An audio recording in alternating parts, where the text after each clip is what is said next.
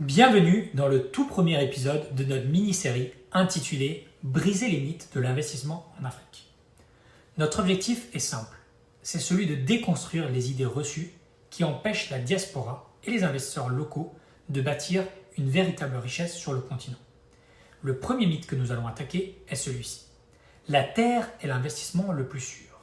Nous avons tous ce rêve de posséder une plantation de cacao.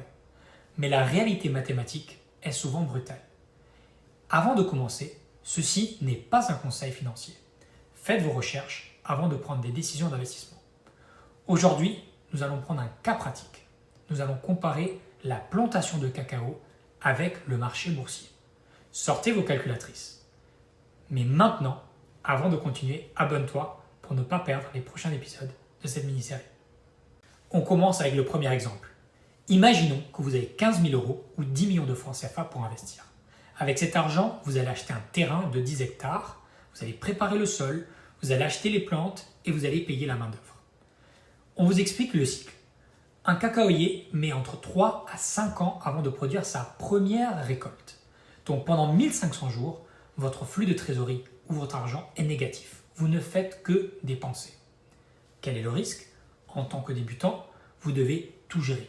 Les maladies des plantes, les feux de brousse, les vols de récolte et même les conflits fonciers. Pour ce qu'il en est de la liquidité, votre argent est prisonnier du sol. Donc si vous avez une urgence demain, vous ne pouvez pas vendre une branche de vos arbres pour obtenir de l'argent immédiatement. Maintenant, on va faire les comptes ensemble. Avec un prix d'achat moyen et une récolte standard de 5 tonnes sur vos 10 hectares, votre revenu brut serait d'environ 7 500 euros par an. Mais attention, ce n'est pas ce qui rentre dans votre poche. Il y a des dépenses à payer. Donc une fois que vous avez déduit l'entretien, les engrais, le transport, la main-d'œuvre, il vous reste plus ou moins un profit net d'environ 3 000 à 3 500 euros par an. Quel est le vrai problème? C'est que ce chiffre ou ce revenu commence seulement à partir de la 5e année. Donc mathématiquement, il vous faut attendre 8 ou 9 ans au total avant de commencer à récupérer l'investissement initial des 15 000 euros. C'est ce qu'on appelle un investissement sur le long terme. Maintenant, il est vrai que vous pouvez faire beaucoup d'argent dans ce type d'opération et que vous pouvez faire même beaucoup de bénéfices. Cependant, il y a beaucoup d'incertitudes parce qu'on ne sait pas la quantité des récoltes, on ne sait pas quel sera le prix du cours du cacao et comme nous l'avons dit, il y a des risques du vol sur vos terrains. Maintenant, prenons le deuxième exemple, le marché boursier, où au lieu de gérer vos propres arbres, vous investissez dans ceux qui savent déjà le faire à grande échelle. Prenons un exemple réel pour montrer que nous maîtrisons le sujet. La SAPH, Société africaine de plantation d'EVA en Côte d'Ivoire. C'est le leader du caoutchouc naturel. Regardons maintenant la réalité de vos gains avec cette action sur cette même période de 9 ans. D'un côté, notre planteur de cacao vient tout juste de récupérer ses 15 000 euros initiaux après 9 ans de sueur. De l'autre côté, avec la bourse, tout d'abord, il y a les dividendes. Certes, pas toutes les entreprises cotées en bourse payent des dividendes chaque année, mais beaucoup le font. Et pour cet exemple, on va supposer que c'est le cas, avec un rendement moyen de 5%. Avec un rendement de 5%, vous auriez perçu environ 700 euros chaque année. Sur 9 ans, cela fait 6 750 euros de cash pur qui est tombé dans votre poche sans aucun travail. Parlons de la plus-value. Si l'on suit la performance réelle de la SAPH, vos 15 000 euros de capital ont été multipliés par plus de 3,5%, ce qui fait que votre mise de départ vaut maintenant 52 500 euros. Le bilan final, il est sans appel. Après 9 ans, le planteur a ses arbres et a ses 15 000 euros récupérés, mais l'investisseur boursier, lui, a un patrimoine de plus de 59 000 euros, qui inclut le capital et les dividendes, ce qui fait une différence de plus de 44 000 euros en faveur de la bourse. C'est cela la puissance des marchés financiers africains. Le tout sans jamais avoir touché une machette ou une daba. Pour ceux qui comprennent le petit jeu de mots, c'est une parenthèse que je vous fais. C'est de là que vient daba. La daba en ouchi, c'est une pelle. C'est un outil pour travailler la terre. Et pour nous, daba, c'est l'outil pour investir en Afrique.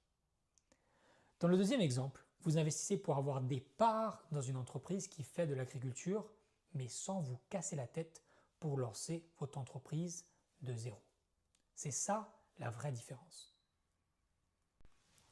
Pour terminer, je tiens à être très clair. Notre objectif n'est absolument pas de vous décourager d'investir dans l'agriculture africaine. Au contraire, le continent a besoin de fermes modernes, de récoltes locales et d'industries fortes pour nourrir ses populations et assurer sa souveraineté.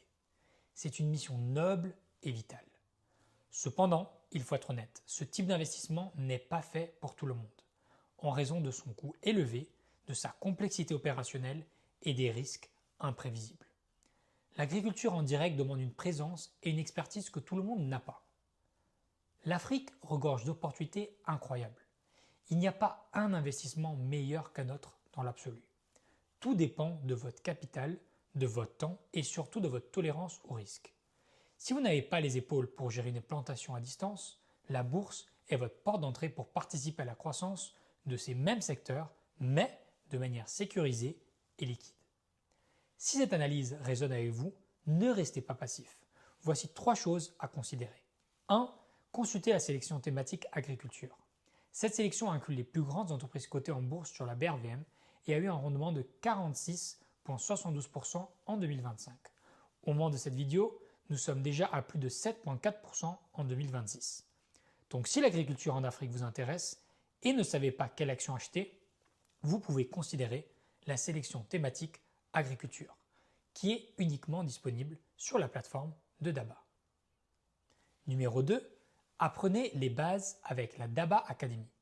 Si vous êtes à vos débuts ou essayez de comprendre comment investir dans les actions africaines en Afrique de l'Ouest, nous avons créé une formation en ligne avec 20 modules qui vous expliquent le fonctionnement du marché boursier dans la zone UMOA.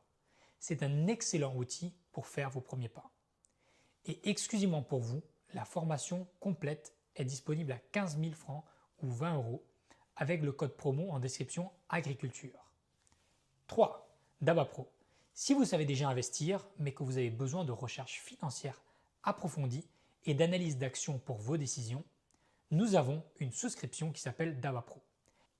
Cette solution, qui compte déjà plusieurs milliers d'abonnés, est une souscription qui se présente sous format 3 mois, 6 mois et 12 mois et vous permet de savoir le top 10 des actions à acheter et à vendre sur le marché. Vous y trouverez aussi des analyses sectorielles. Ces analyses se basent sur les évaluations financières des entreprises cotées à la BRVM. Du coup, si vous ne savez pas comment analyser la performance d'une entreprise, Daba Pro est la solution pour vous. Ensemble, continuons de bâtir l'Afrique, mais bâtissons-la intelligemment. Ici se termine le premier épisode de Briser les mythes de l'investissement en Afrique. Merci de nous avoir suivis. On se retrouve très vite pour le deuxième épisode. Ici, c'est Anthony Miclet, chef de produit et cofondateur à Daba. À bientôt.